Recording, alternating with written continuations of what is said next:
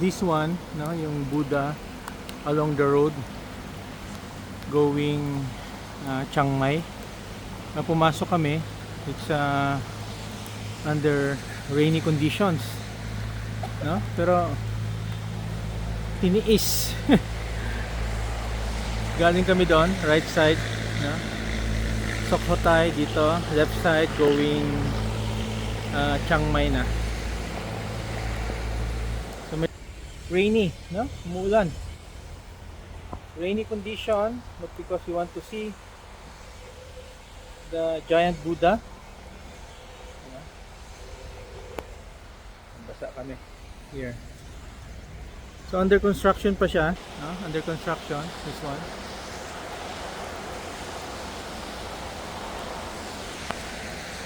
Oh, basa tayo. Okay. Kasi? Hindi. Siya mo na ako. Saka mag-CR, sa taas ka na mag-CR. Ay, kadumi dyan? Marumi, dirty. Meron bang taas? Let's ask, kasi may mga establishments eh.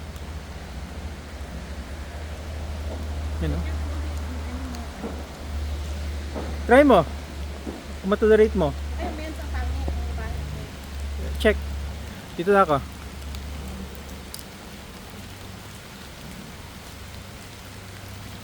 Umuulan. Ha? Umuulan. So this is the entrance nila. But under construction pa. Ngayon. Nakita na namin online. So this is really a